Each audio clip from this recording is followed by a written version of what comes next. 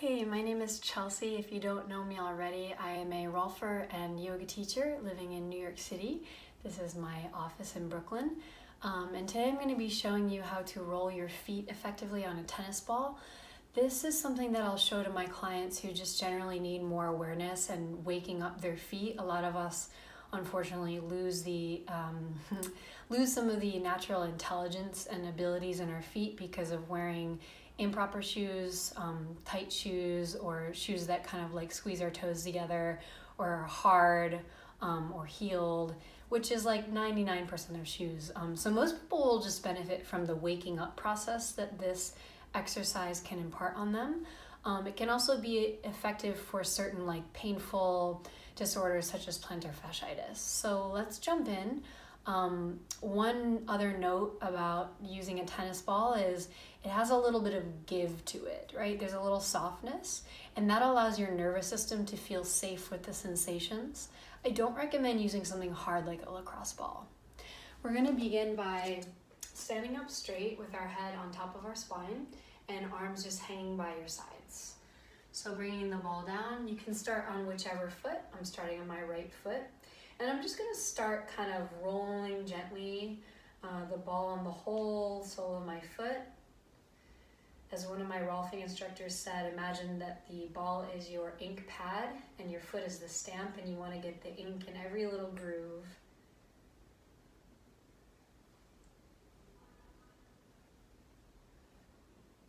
Make sure you get the toes, the corners of the feet.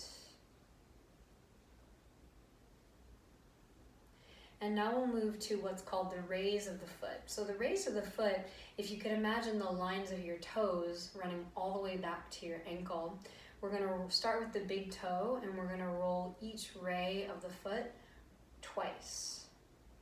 So that's 2 on the big toe, moving to the second toe, rolling that line twice. You can put some pressure down if it feels good, if it feels effective.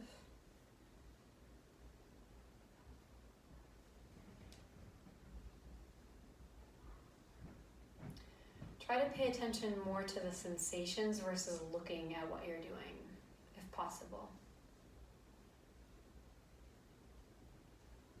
So twice on the little toe.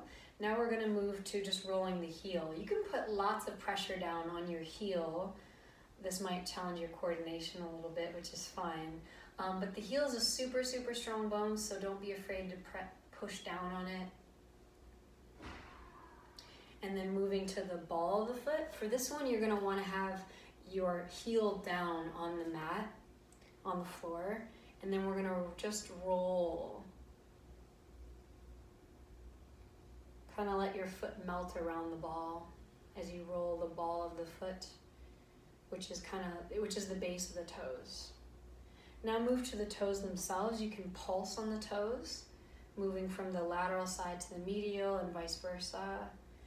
And almost imagine like you're letting your toes wrap around the ball in a way that you could pick it up. Really letting them spread out. Most people need this. Good.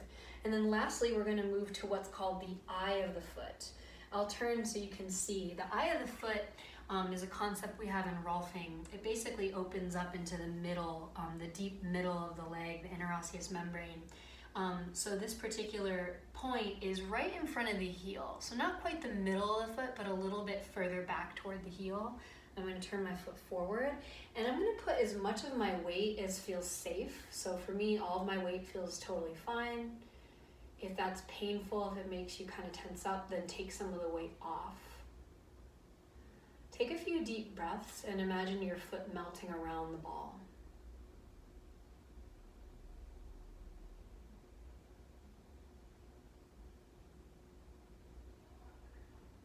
Release, shake it out, and just take a couple of normal footsteps. Walk a little bit so you can note the difference from side to side. Once you have an idea of what that feels like, you'll do the other side. Starting with your ink pad, get the ink on the stamp of your foot. Keep breathing, keep your head on top of your spine. And focus on sensation.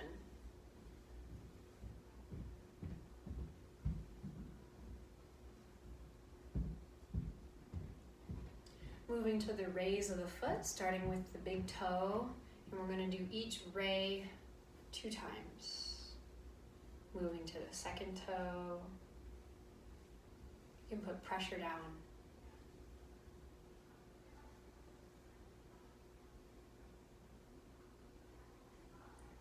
Sense the toes.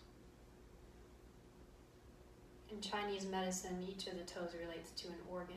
So you're affecting the body in deep ways here, even though it's just your foot, just your foot.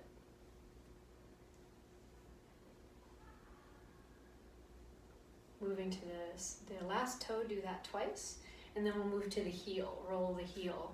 Oop. Told you that might happen. Put some pressure down without having it fly away. One way to do that is to center your weight over the ball versus kind of pushing it out away from you. Then moving to the ball of the foot, heel is down on the ground, so I'm bending at my ankle, and I'm gonna do kind of windshield wiper movement. I want my hip to stay fairly still, so I don't wanna be doing like this, right? I wanna really articulate through my ankle as much as possible. Now move to the toes, pulse on the toes, from medial to lateral and vice versa. Imagine that you're going to pick up the ball with your toes by letting them spread out wide.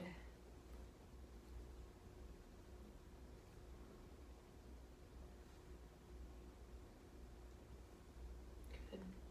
And then finally, we're going to move to the eye of the foot. Remember, that's just in front of your heel.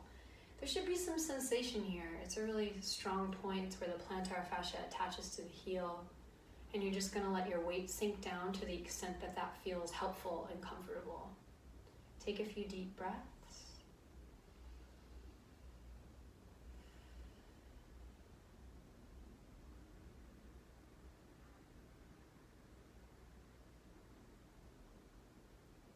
Release, shake it out. And walk a little bit.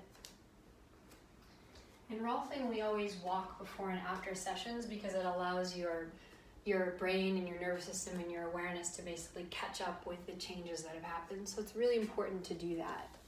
I hope you've enjoyed this video and that it helps you wake up your feet. Have a nice day.